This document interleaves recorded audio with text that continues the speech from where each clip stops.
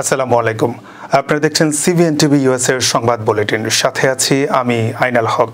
শুরুতেই essential home care সংবাদ শিরোনাম। যুক্তরাষ্ট্রে অবৈধ অভিবাসীদের নিয়ে বিলিয়ন ডলারের বাণিজ্য। ভিসা জালিয়াতিতে জড়িতদের নিয়ে যুক্তরাষ্ট্রের কঠোর বার্তা, করা হতে পারে আজীবন নিষিদ্ধ। যুক্তরাষ্ট্রে ভোট দিতে হলে বাধ্যতামূলকভাবে দেখাতে হবে ভোটার আইডি। এবং যুক্তরাষ্ট্রের দখলে যাচ্ছে বাংলাদেশের শস্যের বাজার। শুনছিলেন এসেনশিয়াল হোম কেয়ার সংবাদ শিরোনাম, এবার বিস্তারিত। প্রেসিডেন্ট ডোনাল্ড ট্রাম্পের কঠোর অভিবাসন নীতি ঘিরে যুক্তরাষ্ট্রে ফুলে ফেঁপে উঠেছে বেসরকারি আটক কেন্দ্র ব্যবসা। সরকারি বরাদ্দ থেকে শত শত কোটি ডলার পাচ্ছে এসব প্রতিষ্ঠান। তবে ভেতরে মানবেতর পরিস্থিতির অভিযোগ বাড়ছে।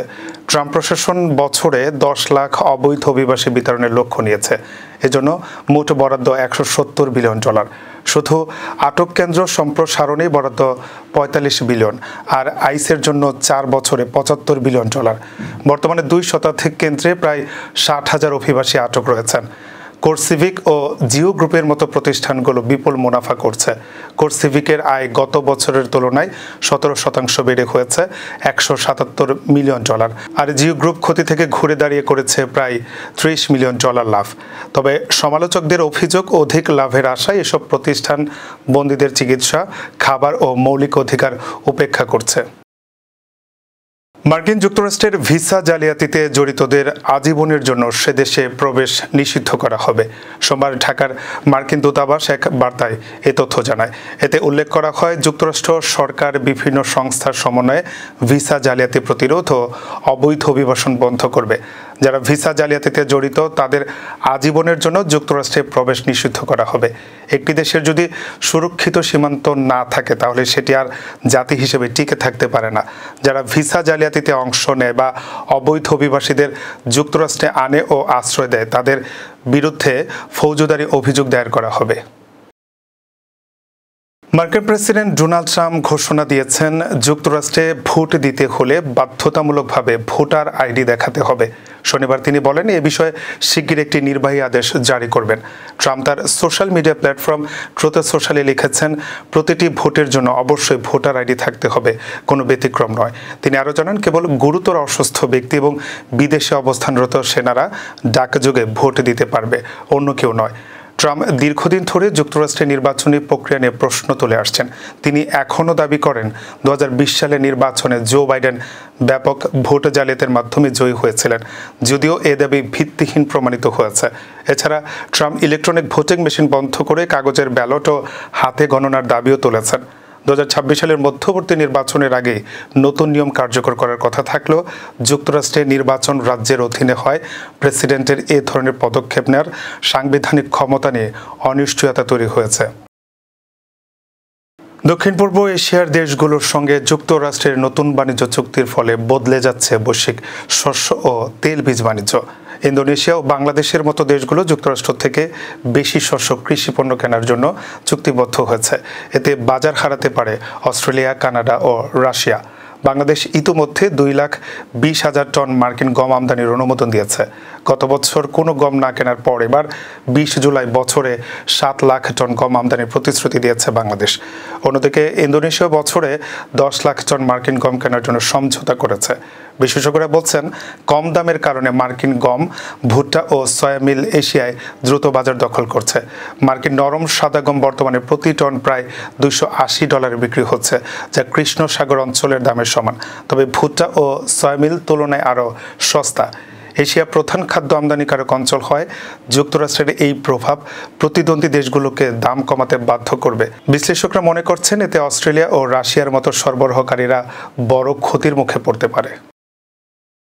এবার কর্ণফুলী ইনকাম ট্যাক্স সংবাদ শিরোনাম। ডাকসু ও হল সংসদ নির্বাচন স্থগিত করল হাইকোর্ট। যুক্তরাষ্ট্র কোনো দল ব্যক্তিকে সমর্থন করে না, বললেন ভারপ্রাপ্ত রাষ্ট্রদূত। এবং নির্বাচন পেছানোর সুযোগ নেই, স্পষ্ট করে জানালেন আইন উপদেষ্টা। আবারও স্বাগতম সিবিএন টিভি ইউএস এর সংবাদ বুলেটিনে। শুনছিলেন কর্ণফুলী ইনকাম ট্যাক্স সংবাদ শিরোনাম, এবার বিস্তারিত। ঢাকা বিশ্ববিদ্যালয় কেন্দ্রীয় ছাত্র সংসদ ডাকসু নির্বাচনের প্রক্রিয়া ও চূড়ান্ত ভোটার তালিকার কার্যক্রম স্থগিত করেছে হাইকোর্ট।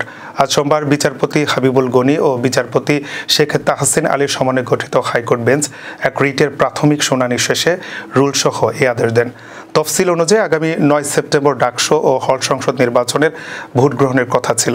তবে হাইকোর্টের এই আদেশে সেই প্রক্রিয়া অনিশ্চয়তার মুখে পড়ল। ডাকসু নির্বাচনে এবার প্রতিদ্বন্দ্বিতা করছিলেন ৪৭১ প্রার্থী, এর মধ্যে নারী প্রার্থী ৬২ জন। শুধুমাত্র সদস্য পদেই প্রতিদ্বন্দ্বিতা করছিলেন সর্বাধিক ২১৭ প্রার্থী। এছাড়া ১৮টি হলে ১৩টি পদে মোট ১,০৩৫ জন প্রার্থী চূড়ান্তভাবে প্রতিদ্বন্দ্বিতা করছিলেন। নির্বাচনে অংশ নিতে ছাত্রদল, ইসলামী ছাত্র শিবির ও গণতান্ত্রিক ছাত্র সংসদ আলাদা প্যানেল দিয়েছে। বামপন্থী ছাত্র সংগঠনগুলো দিয়েছে ২টি প্যানেল। পূর্ণ ও আংশিক মিলিয়ে মোট প্যানেল দাঁড়ায় প্রায় ১০টি। হাইকোর্টের আদেশে এখন নির্বাচনী কার্যক্রম সাময়িকভাবে স্থগিত থাকছে, জানিয়ে ঢাকা বিশ্ববিদ্যালয়ের হল পাড়া থেকে বিক্ষোভ মিছিল শুরু করেছে শিক্ষার্থীরা। এদিকে হাইকোর্টের সেই আদেশ স্থগিত করেছে চেম্বার জজ আদালত। ডাকসু নির্বাচন যথাসময়ে হবে বলেও মন্তব্য করা হয়।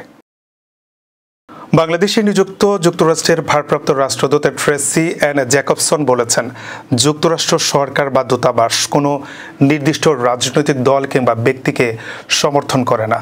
সোমবার দুপুরে রাজধানীর আগারগাঁওয়ে নির্বাচন ভবনে প্রধান নির্বাচন কমিশনার কাজী হাবিবুল আওয়ালের সঙ্গে বৈঠক শেষে তিনি কথা জানান। ভারপ্রাপ্ত রাষ্ট্রদূত বলেন, আমরা রাজনৈতিক দলগুলোর সঙ্গে দেখা করি তাদের কর্মসূচি ও লক্ষ্য বুঝতে। তবে যুক্তরাষ্ট্র কোনো নির্দিষ্ট রাজনীতিক বা দলকে সমর্থন করে না, তাদের উদ্দেশ্য বোঝার জন্য এসব সাক্ষাৎ। জ্যাকবসন বলেন, আমি পরিষ্কার করে বলতে চাই, যুক্তরাষ্ট্র সরকারের অবস্থান হলো আমরা অন্তর্বর্তী সরকারের প্রধান উপদেষ্টা অধ্যাপক মোহাম্মদ ইউনূসের নেতৃত্ব এবং নির্বাচন কমিশনের কাজকে সমর্থন করে তারা আগামী বছরের শুরুতে একটি অবাধ ও সুষ্ঠু নির্বাচনের রোডম্যাপ প্রণয়নে কাজ করছে। আইন বিচার ও সংসদ বিষয়ক উপদেষ্টা ডক্টর আসিফ নজরুল বলেছেন, আগামী বছরের ফেব্রুয়ারির মধ্যেই ত্রয়োদশ জাতীয় সংসদ নির্বাচন অনুষ্ঠিত হবে। নির্বাচন পেছানোর কোনো সুযোগ নেই। সোমবার সচিবালয়ে সাংবাদিকদের সঙ্গে আলাপকালে তিনি একথা জানান। আইন উপদেষ্টা বলেন, সরকারের পক্ষ থেকে আমরা ফেব্রুয়ারিতে নির্বাচন করার ব্যাপারে দৃঢ় প্রতিজ্ঞ। এটা প্রধান উপদেষ্টা একাধিকবার বলেছেন। নির্বাচন কমিশনকে সেভাবে নির্দেশনা দেওয়া হয়েছে এবং তারা সব প্রস্তুতি নিচ্ছেন।